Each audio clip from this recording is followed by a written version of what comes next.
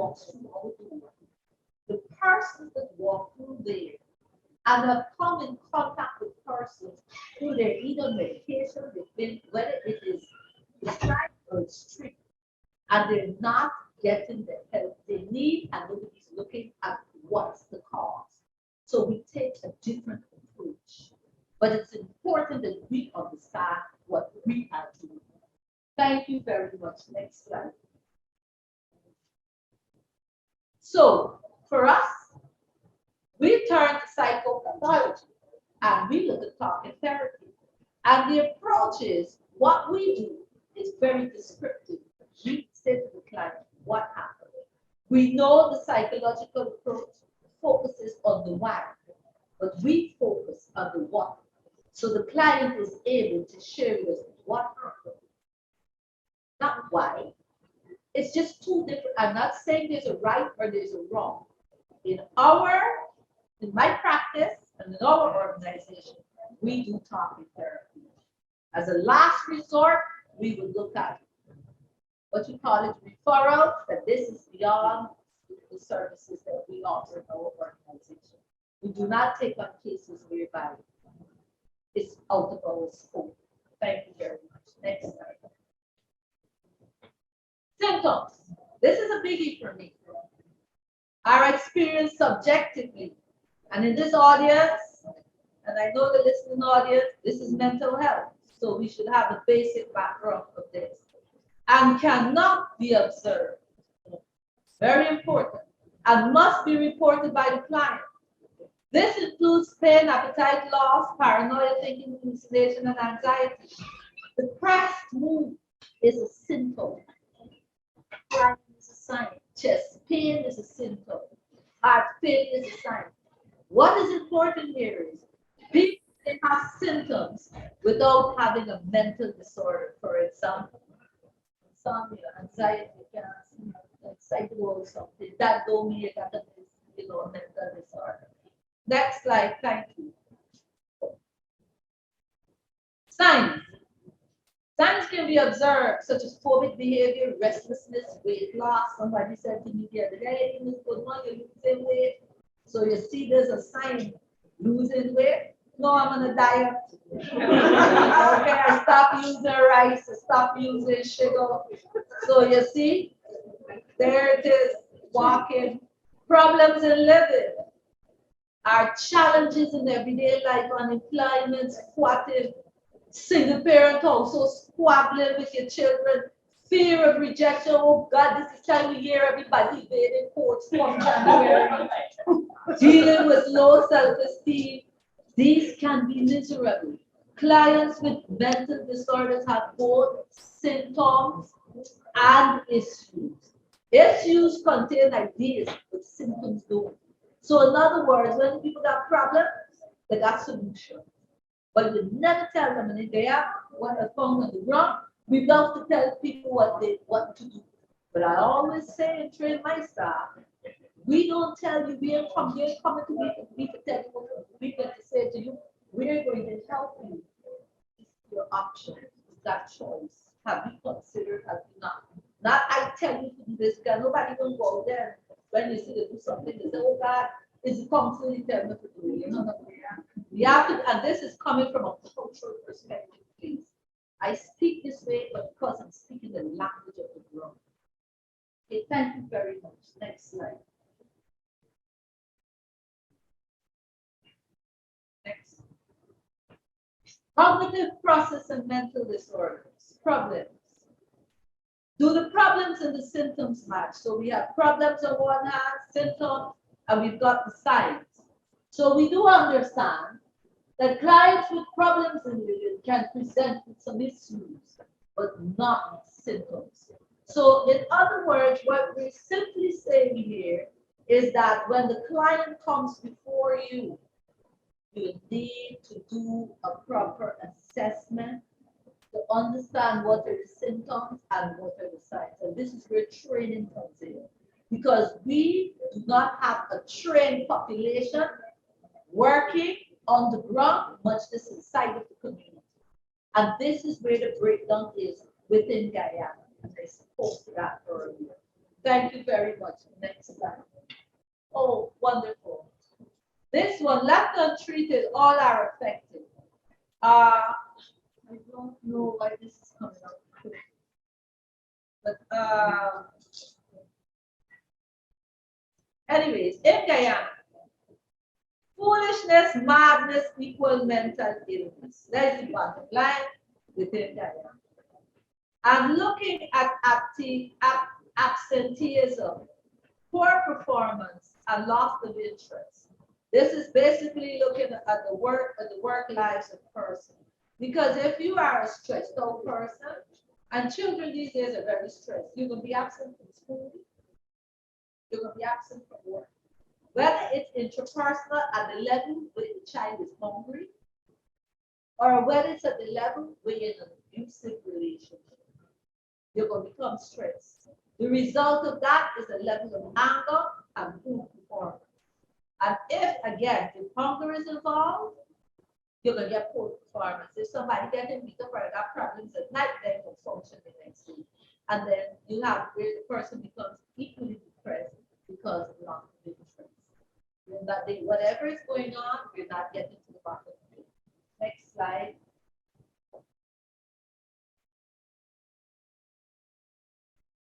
Okay. Now, this is how we do therapy with us. There are 3 areas, and I began using this about 2013, looking at sexual abuse because that came to me, the clients, the rape survivors. We do a rape survivors group, we do a domestic violence anger control group, and a cognitive behavior treatment group.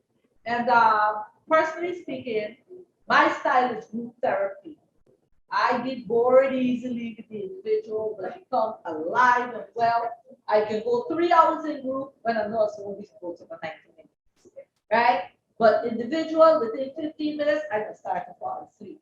So as a practitioner, one needs to know their area of strength and what you feel comfortable doing. You see, so for me, again, dealing with trauma, dealing with sexual abuse, and also I've been trained very early in my practice as a community mental health practitioner in Sacramento. And at that level, we went into homes.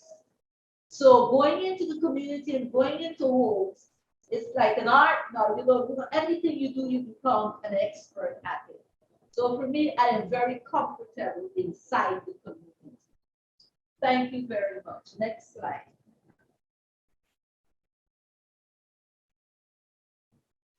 Okay, wrapping it up. Mental health, low self-esteem, demoralization, deficit in social skills may be associated with a learning disorder. Lack of opportunity and inadequate schooling can result in poor performance in assessment tests.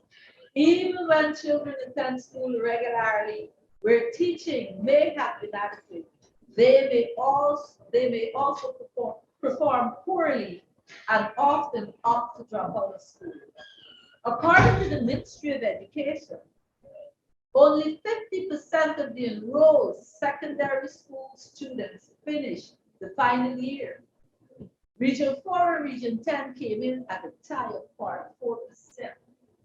To compound these staggering statistics, the Ministry of Education further stated in its Educational Sector Plan 2021 to 2025, which calls for an increase in monitoring of mental health disorders, with at least 80% of the reported mental health cases being addressed by 2025.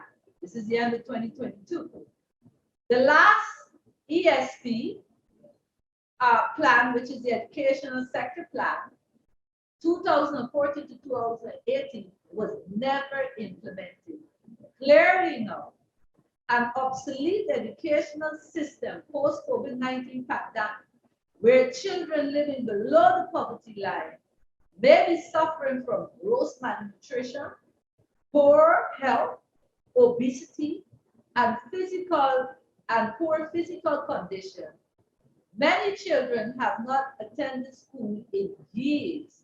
The use of the mental health model without addressing poverty and social issues is an unacceptable approach. On the level of the community, when persons come in, and you're finding that in Guyana, having a primary school education is basically it. Persons are leaving school due to some family problem. And if we are going to look at children who they're coming from homes, we don't know, to see a 5-year-old stress out with such things. That don't mean this child got mental health problem. Meet the needs. And now, thank you very much. Next, let's see, I think this is the last slide. Yes, one of the things is at the level of the community is that the people, it's like they're so disconnected. We have abandonment is rampant. One of the first questions that I ask, where's the mother?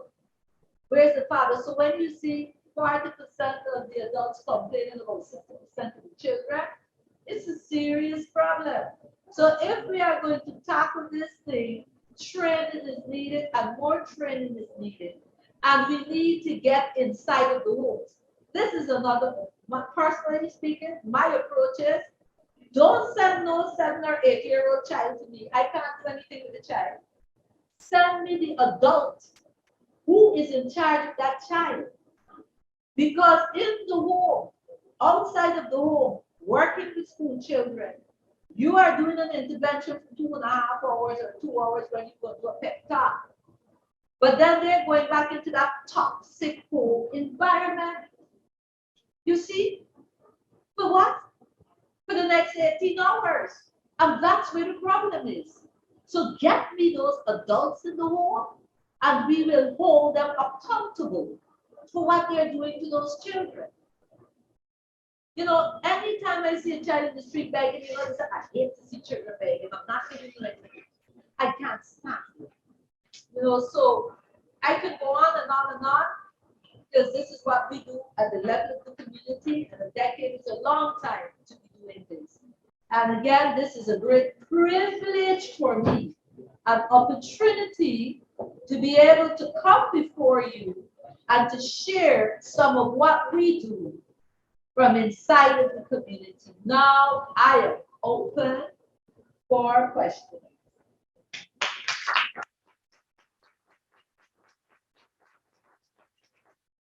Thank you, Ms. Goodman. Are there any questions in the audience?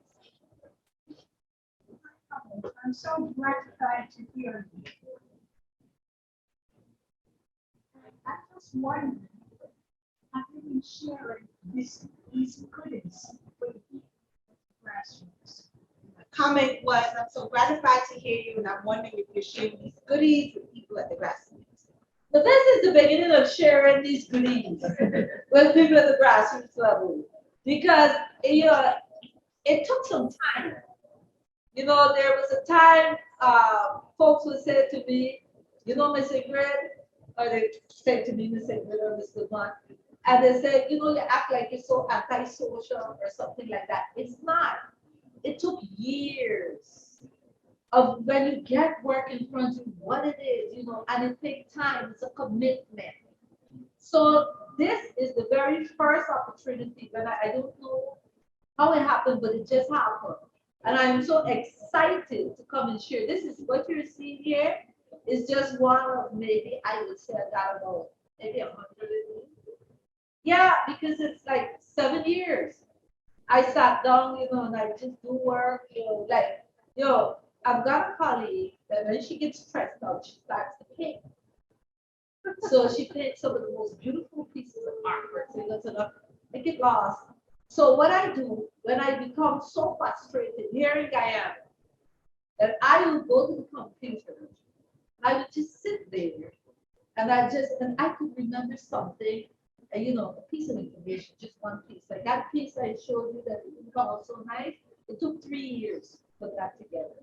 So it's not work that just came like that. I gotta go, this don't go with this, that don't go with this. What am I trying to say here? And then to put the language to it. And so a lot of times stuff is happening in the head and you're trying to get it out. And my goal is to publish. My goal is to share this with Guyana and the white Caribbean. But before I could share, I had to have something to share. And in order to have something to share, it needs to be scrutinized by my peers. So I'm here before my peers, and I do look forward to the input because that's how it gets improved.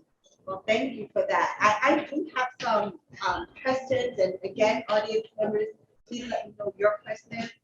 To start, if you can just tell us, Women's Refuge has been around for almost a quarter of a century, correct? No. Women's Refuge was launched in Guyana. Guyana Women's Refuge in 2014. 2014. Thank you. Yeah. So Women's Refuge has been in Guyana since 2014. Right. And on average, if you can tell us in a month about how many persons do you serve, how many people do you have on staff, and about how long do they stay in treatment or in the program? Well, on that. great. That's a good question, right? It's 4 of us, right? And the 4 of us, we all trained in to do the assessment. And of course, I had to train these persons so that they could deliver the way I expected for Women's Refuge. And on an average a month, because we don't get any funding, persons have to pay for services. You see, that's the key. What we get from the screening, that's why we do a comprehensive screening. That when they call for screening, initially when I started out really low to see the feedback. But as we started going, if they don't have to pay, we would have lines around the corner. You see, people know they have problems and they want somebody to talk to, but somehow they don't value. I don't want to say partially they can afford it, partially it's not a value. They don't value it, so they don't pay for it. You see? But like I said, if it was free, then they have no problem. So we would see maybe 10 or 15 persons in the course of a month. In addition, to do one assessment. So for example, you have a mother coming, a person calling the phone. The question is, are you married or is it common law? If you are common law, which is marriage in our society, it means both parties have to be assessed. Even if you call male or female complaining, we don't know what the problem is. So we're going to do you and we're going to do you. We don't have the same person assessing both. Because if I am to assess both the male and the female, but you tell me something, I know this one from telling me that. So to minimize bias, let's say so the same person will assess. In addition to that, after the assessments are done, we must now write an assessment report. After the assessment report is done, so we have the screening, the registration, then the assessment. After that report is done, that's when we will have the first session with both of them. And that's when we will know, listen, what's going on, because now there's a relationship. You know something about you. So, all right, but this is what you said. Here it is in writing. They get a copy of the report too. And how long would you want them to stay in?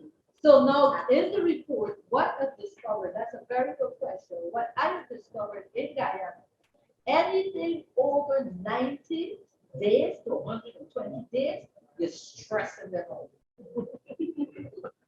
That's number one. You're stressing them out, they're coming back. And if they choose to come back, here's the next thing that happens. They begin to change. This is why we do both the husband and the wife. Because as one individual gets empowered, it impacts the next person. But what we've also discovered, as this family begins to heal, it impacts the extended family who may not be pleased. You see, because of economics again. Look, many of my clients are funded by relatives in America. who went to America and recognized that their loved ones have a problem. And they call and they say, we will fund it. Now, the second thing that happens is once we get a phone call and it's a parent, and they say, a call about a 12-year-old child, automatically a school visit and a home visit. With the couples and with adults, we don't do home visits. But once a child is involved, we must assess this child across environments. Is this problem, do we see the problem in the office when they come in as a family? Do we see the problem in the home environment? Where is this problem located? So we first would look at environments to minimize where the problem is. And that's the approach that we take within our organization. But I must stress, it took my staff, right, they were with me for 8 years. And that they would say to me, you know, Mr. Mark, we need a training. So what do I do for myself here? I tried my best to stay connected to an academic community outside of Guyana so that I can get that peer input. That's very critical, working in the environment from inside the community. You can thank them now, which the Of the community, the academic community. Well, Sacramento State University, California, State University of Buffalo, New York, School of Social Work.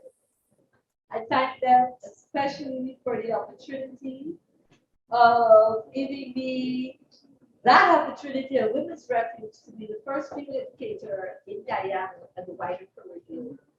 That was really an experience. And it happened during COVID. So COVID allowed us now to work differently from inside.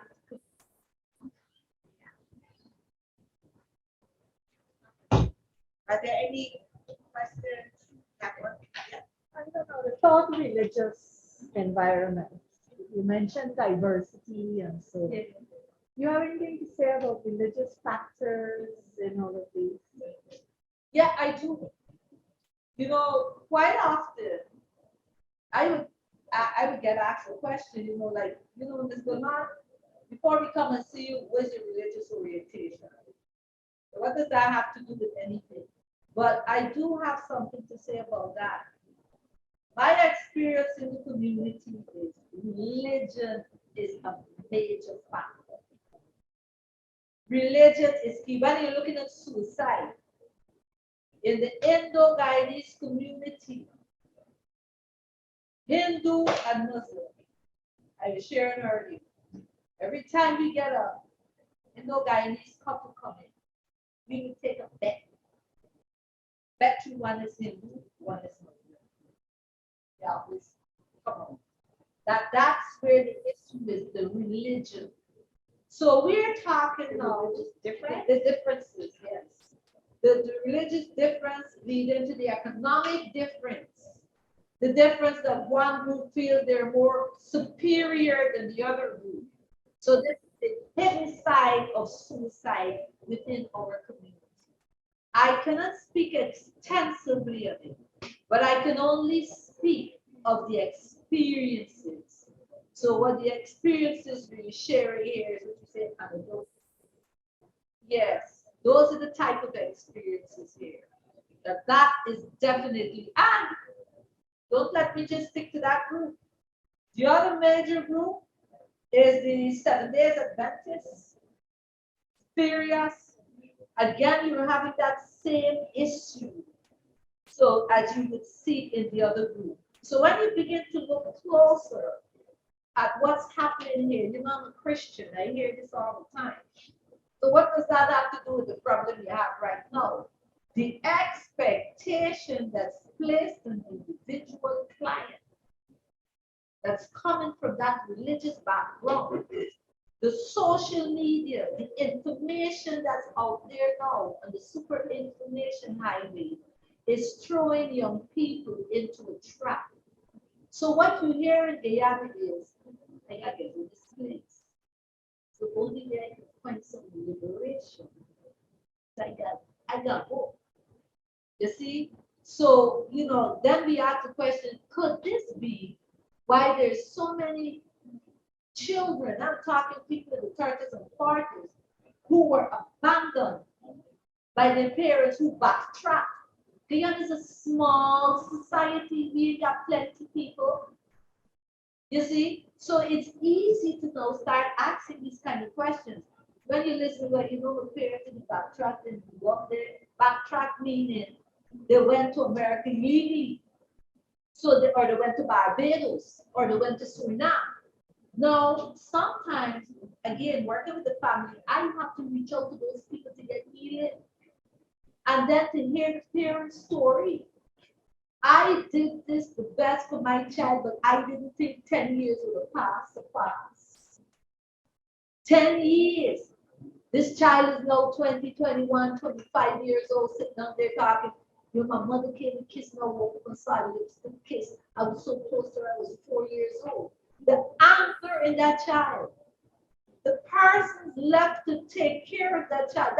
This is why I say what we see with coming with the religion, along with this emotional rejection, this emotional deprivation, that my needs would not be met.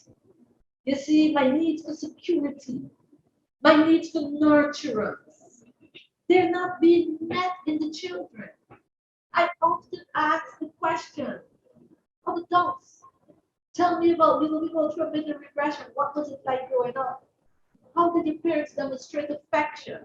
You can run across 3 generations that didn't hug each other. I like to say, and I've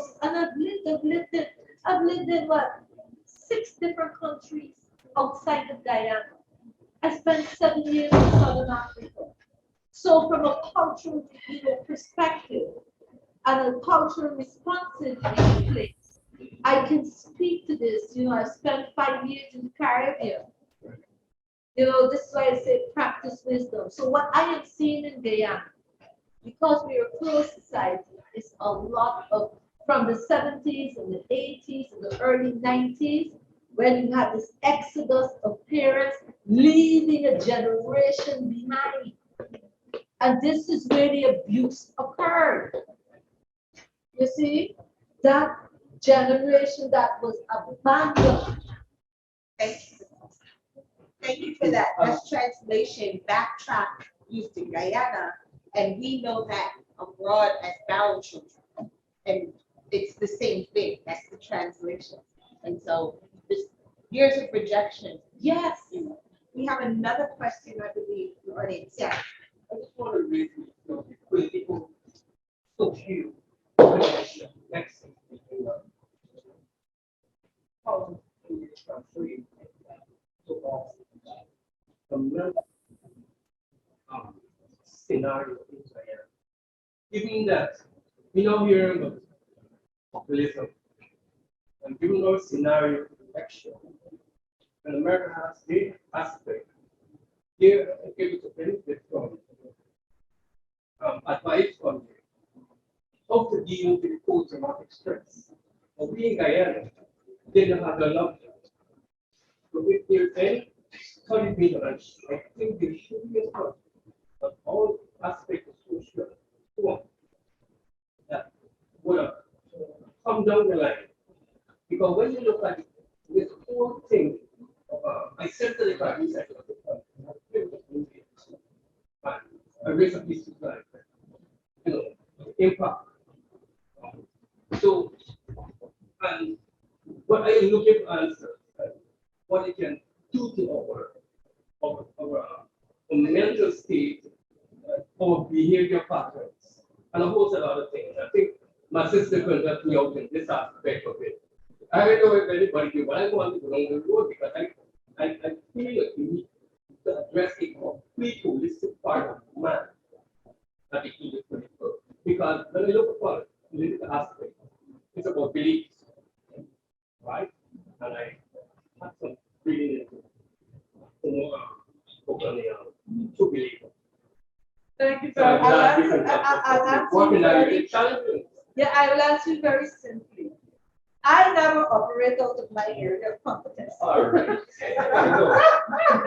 You know, I'm sorry about that, but it's true. I have spent the past decade working in the community trying to help people to understand what their problem is. So I understand the personal is political and the political is personal. And as you touch on the politics, there's politics in the bedroom, the politics in the kitchen, politics in the neighbor yard. You see?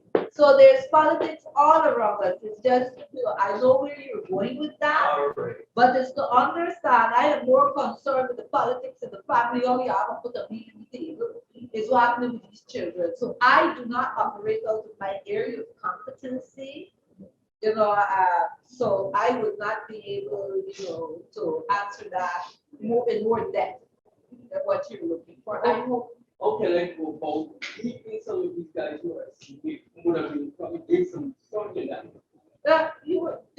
Were you there this morning? There's some program I think you could sign up for. You could speak to that. Where that would be more helpful. Several, we have an expert session each day, and it's seated right outside of the dome, and you can come and ask those questions. Let me talk. Any questions in the back? Yes. So my first question is, do you have any sort of participation in certain situations?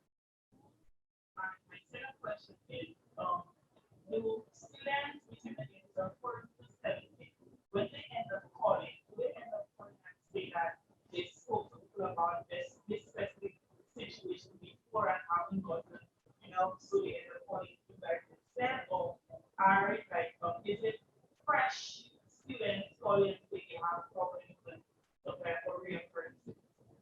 Thank you. I'll take your first question. No, we don't have a relationship with the Ministry of Education. We don't. And the second question is, students usually don't call. The teenagers, they don't have no problem. Who calls is the parents.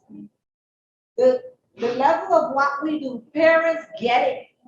And they go, oh my gosh, I think I need to call this person. So it's the parents who would call. And that's how the students will get the attention they need. So more awareness needs to happen along that line. And again, for the research again that we're doing it's what you call a radical approach at the community level, because the way we work is like people come in, you don't do just one, this is the way we do things, and this is the way we always do things. We will try new approach to meet what is happening at the level in the community.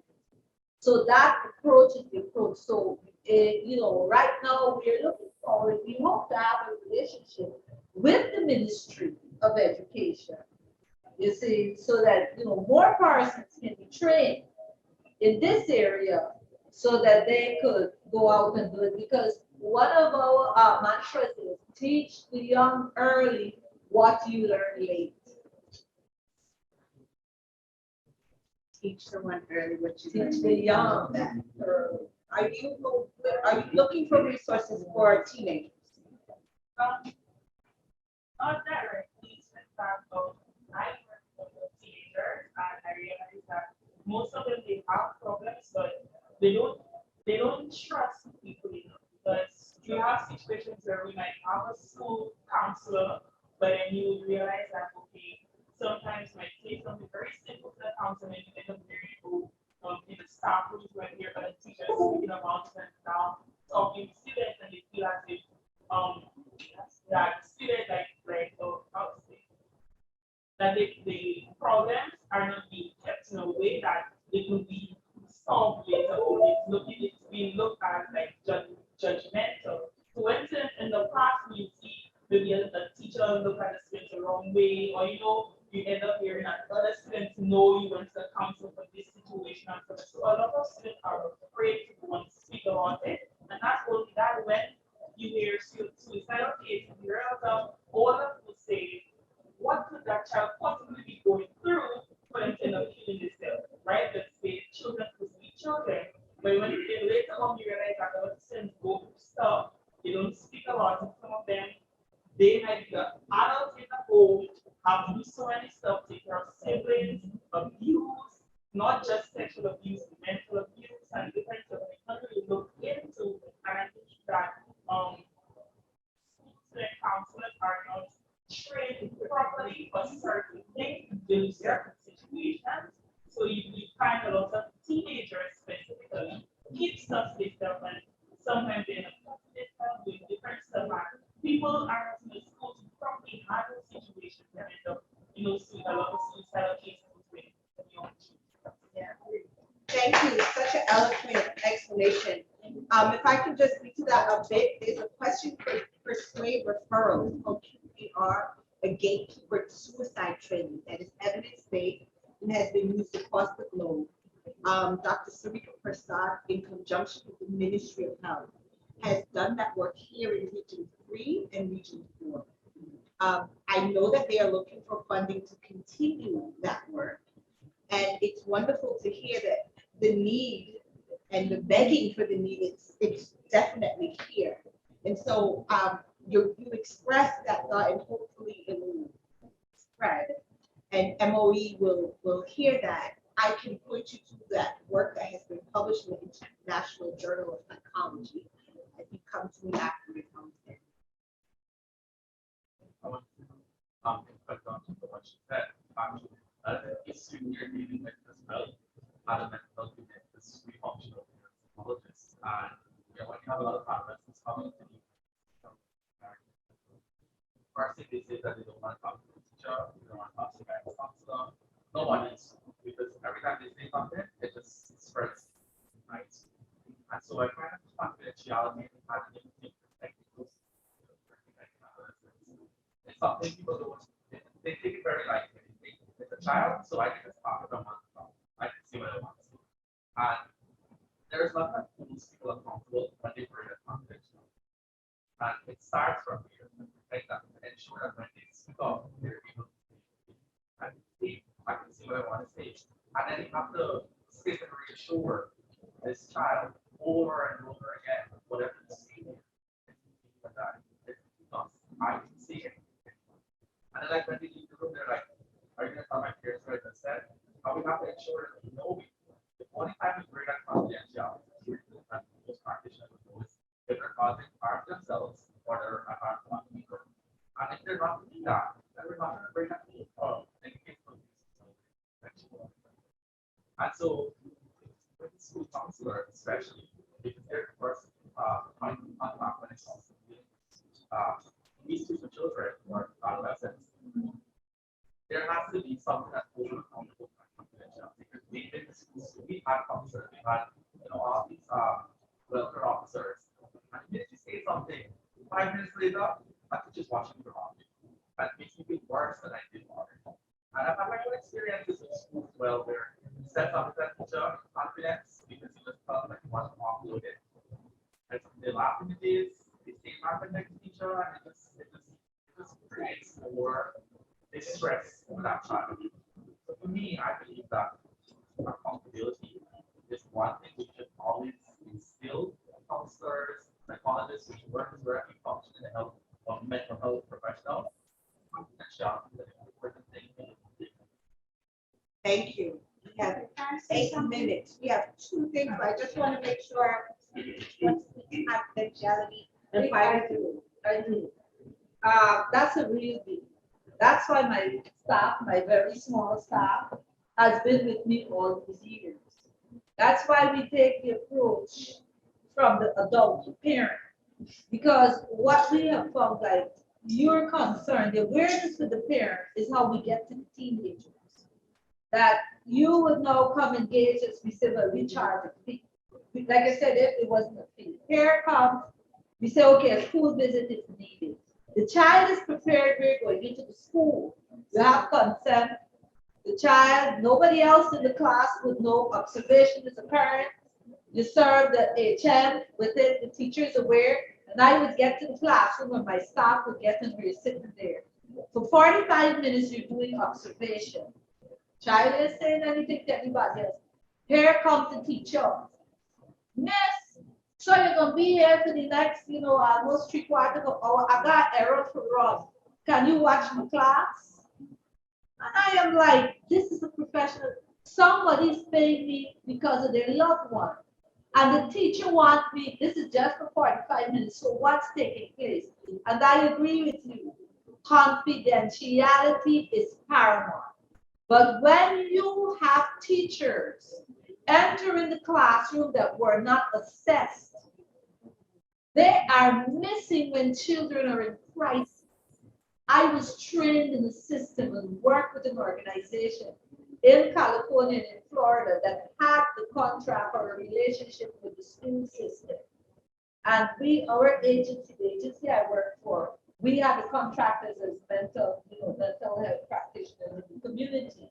So when the school reports to the headmistress, they refer it out to the agency. We would now go to the home to find out what's going on in the home that's impacting that child in the classroom, because the teacher was trained to recognize certain behaviors. So not to interrupt learning, that child, a referral went out. But here, what do you have? Teachers, the teachers need training. The program needs to be at Sarasota College, where the process begins. I was out in Hog Island 4 years ago. I understand teachers don't want to go there. So you have a husband and a wife.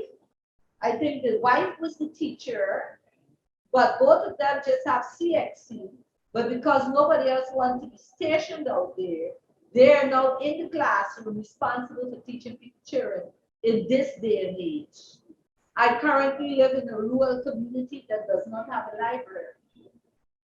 You see, there are no social workers. I am the only social worker for about a good 300 miles with a population of over 5,000. I am yet to go into some of those riverine communities. So people learn to solve their problems. Confidentiality, community holds secrets. You, the outsider, wouldn't know what's happening. You have to be part of that community, and they don't trust you when you walk in there. Their trust is important. Right? I just wanted to make a point about does not mean break confidentiality. There was a point made that collaboration does not mean breaking confidentiality. So remember, when you're collaborating with someone, there's certain things that you must keep.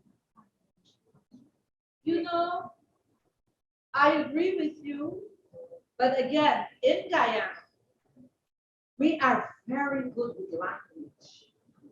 We can speak the appropriate language to the appropriate audience.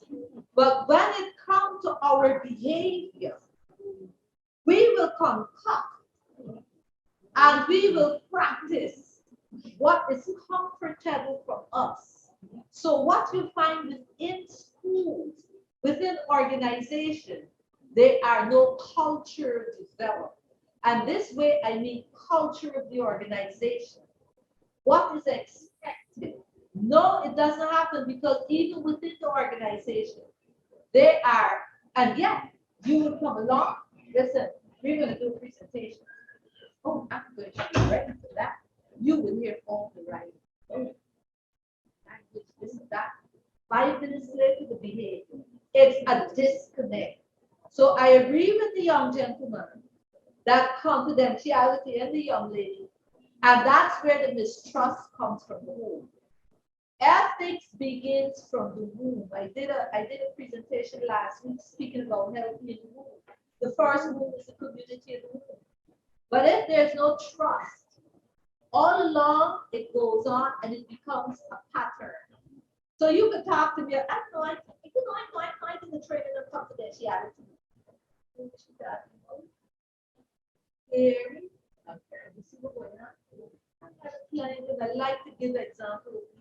So, All right, I have one more question. I believe there was one more question in the audience. Last. Question, but to follow up with what my colleagues would have said, I want to follow. I think here and there, the problem with lies of confidence is that as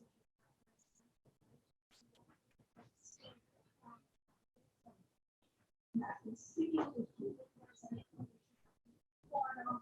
information assessment, some information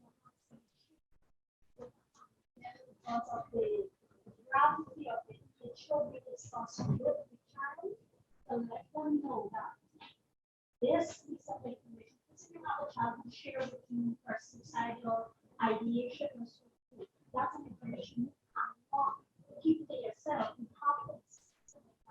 While this is a private help from the child, family members have to be here with their versus we need to get support to your child of certain things are happening with that child. The problem with that is the persons don't tell the child that based on this information and the involvement of your parents. Persons don't, and that is why when the child realizes that this is if one after parents, we send out for the parents about the people. In my opinion, the child feel that there's a great trust and confidentiality, which information like that should be discussed with the child. Understand why you need the involvement of the parents or someone who is in a position like that, so that they don't feel that the situations are already here now. That they feel so, oh, I just discussed this information and someone else out there already knew. Because yes, I would like to know that the information does give This is really important, and we're at time, but the comment was around limits to confidentiality as well as breach of confidentiality. Dr. Mueller, who is both a suicidologist and a sociologist in the state, has published much on suicide risk in close-knit communities. And it sounds like that would be a resource, and more discussion around that needs to be had. Thank you. And I will leave the last little words to our presenter for today, Ms. Goodman. We want to thank you again, and you can close out our session. you know, listening to this young lady here, I take a different position from her. A lot of times the problem is the parents. Problem is in the home. And in the presence of two perspectives I have. One, approaching people's children without their permission. The second, the problem may be in the home, so approach becomes critical. Social workers in this country have a reputation of breaching confidentiality. That needs to be addressed at the level of the institution. The institution has a moral responsibility, and the state has an accountability that every social worker go out there, they should be upholding standards. That's my position. Not a fancy car, you hear me, and abusing clients. So the level of trust, and I'm speaking with a passion here. The next thing is a lot of children are coming from broken and hurt homes. And for you to pick that phone up and call that parent, you might be treating the parent and the child is making sense. Yes. So we need to be sensitive about the approach and the thing about confidentiality and trust. And I will leave you there with that. Thank you. Thank you all.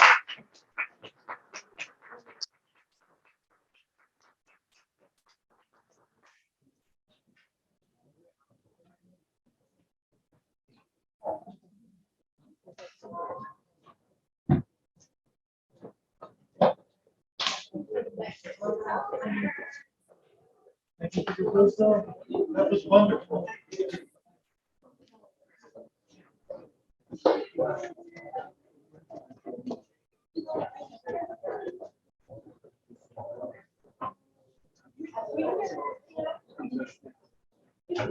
Coffee break.